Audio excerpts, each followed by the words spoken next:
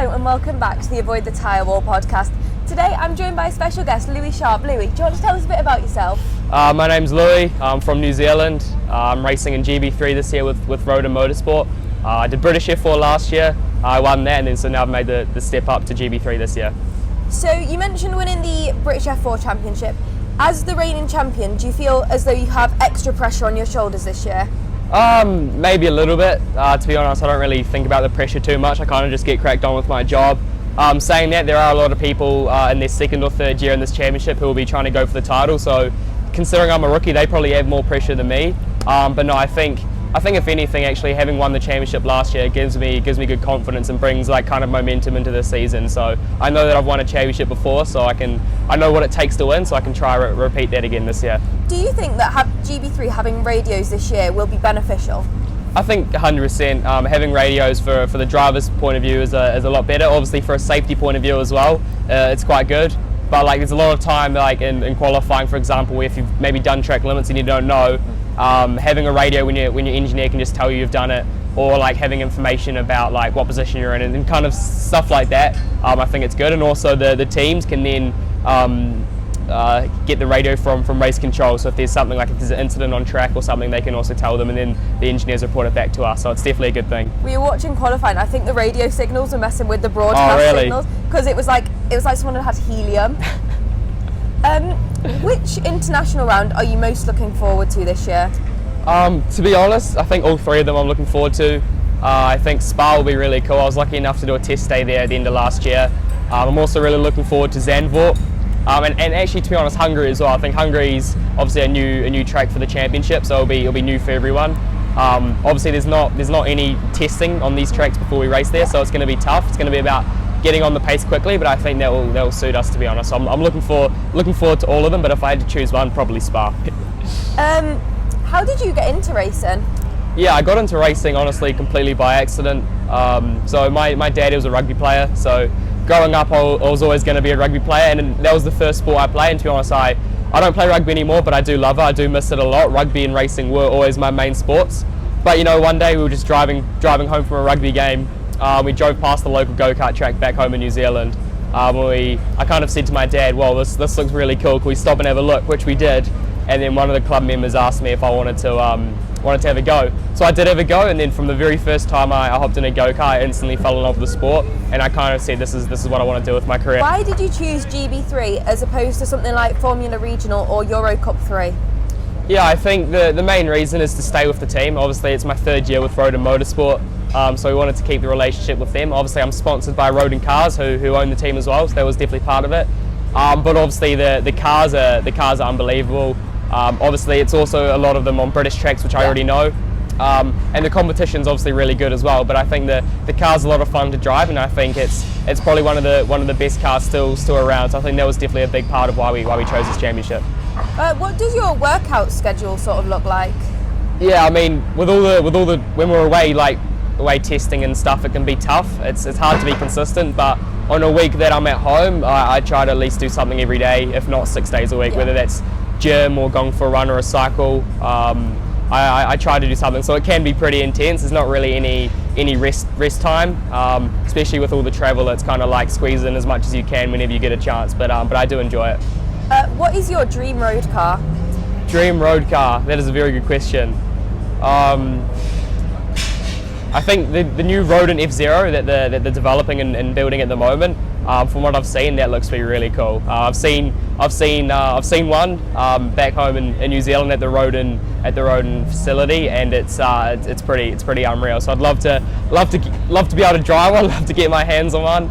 I also love Ferraris, Porsches as well. I think there's too many nice cars I could choose from, to be honest. Just have like loads of cars like Ronaldo. That's the goal. What gives you the determination to race? I think just the dream of being a Formula 1 driver, to be honest. Obviously I love the sport, it's my favourite thing to do. When I'm not racing I do get very bored, so I love to be doing it as much as possible. But no, I think my dream of being a Formula 1 world champion, that keeps me motivated and keeps me training and working hard. But yeah, just the love of the sport really. I don't really have to like force myself or be like I don't have to force myself to do anything really. I just do it because I love it. What has been the toughest challenge for you to overcome?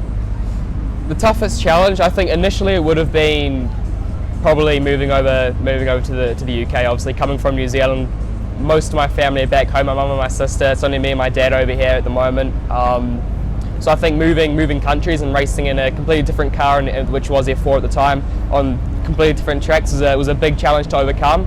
But I also think winning the championship last year in British F4, we started off the year extremely well, and then we had quite a rough patch through the middle, so we weren't leading with a couple of rounds to go.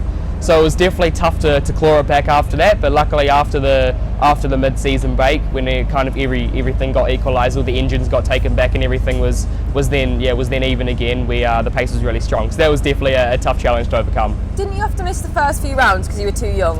I did in 2022. So my first year in British F4, I missed the first three races, which was a bit unfortunate. I'd also come over very late, so I'd only got in my car about 2 weeks before the first round. So my first year in F4 was very, I guess we were very unprepared. Although I still finished fourth, considering I missed the first 3 rounds, was pretty good. Last year, luckily, I was able to do the whole championship, and then we were able to obviously win it in the end. So I think doing those first 3 races definitely helped. Do you have a standard setup for the tracks individually or overall? I think that we have a baseline setup, but I think each track requires something different, whether it's different aero or different suspension or whatever it is. Each track does have its own unique character. Whereas, like for example, Oulton Park, we then raced at Silverstone quite next, which is quite a different track. So no, each track we do need something different, so it can be tough. Sometimes we've seen it in the past with some teams. They've been quick at one track, but not so quick at another one. It just depends on having a good car for everything, and I think that's what makes a difference in the end, being able to have a consistent car on all the tracks. We've got a couple of fan questions. Okay. At almost.h_, can you walk us through a typical race day routine? Typical race day routine. So normally we'd like to arrive at the track bright and early. So this morning, for example, we had to be at the track at 8. We had driver's briefing. Generally, I try to eat some breakfast in the hotel, or try to get some breakfast at the track when I get here. And then, to be honest, there's a lot of downtime. So, like for example, today qualifying was until 11 o'clock, so we had about 2 or 3 hours of completely nothing. So, no, we like to go through some data and look at some video with the team. Also, like I guess look at for example the qualifying plan this morning, or the race strategy, for example. But it's a lot of sitting around, not a lot, which can be a bit boring. But then normally about half an hour before I have to get in the car, I do a bit of a warm up, get in the zone, I guess, like physically, but also like mentally. And then we head out for qualifying for a race, and then just go give it everything. Do you think it'll be like a bit weird, like because obviously we've got tomorrow off, but like do you think it'll be a bit weird because obviously the race is on a Monday? It will be weird. I've never raced on a Monday before, so it's gonna be interesting. I think I've got some golf booked tomorrow, so keep myself busy. Yeah, it turns it into a long week, but obviously being Easter Sunday tomorrow, I fully understand why we're not racing. But no, it's going to be nice to have actually a bit of downtime, play a bit of golf. But I will be probably a little bit bored and wishing that the racing was tomorrow. At optic_Arez, what changes would you implement in the GB3 car? To be honest, not a lot. I think as it is, it's a pretty fantastic car. Like comparing to a lot of cars in this kind of F3 regional status, it's a lot lighter, more downforce, which does prove for a more fun car, more fun racing. Maybe having something like push to pass or some assist to help with the racing side of things, because especially on tracks like Oulton Park and a lot of these British tracks, with the dirty air and with the limited overtaking opportunities, it's very hard to race. So on a qualifying laps, the cars are pretty good, but for racing, it's tough. So I think having something to help us with overtaking in the races. At the _Spartan_gymnast and Lego Sam Cat, say what is your favourite circuit? Good question. I do like Oulton Park. I've had a lot of success here in the past. Got my first win in cars here. Obviously, back that up with a pole position today, so I'm looking to repeat that win. But yeah, Oulton Park for sure. I really like Spa. I was lucky enough, I did a 2-day test at Spa last week, so I really like that. Also, Zandvoort's pretty cool. I'm yet to do it in the GB3 car, but that's also another really cool track. At Landon.Kirby_off, what's the most challenging aspect of racing? The most challenging aspect, probably like the lifestyle and the schedule. There's not a lot of opportunity to kind of be a kid really. I've had to, I guess, sacrifice a lot of things, but so is my family, but like sacrifice a lot of my childhood to do this, but you know, it's what I love, so it's all a part of it. But I think, yeah, just the busy schedule with all the travel and all the training and all the racing, there's no really any downtime, so you got to love what you do, and you got to be very motivated, because it's easy to lose motivation. The same person says, can you share some funny or unexpected moments from your time in racing?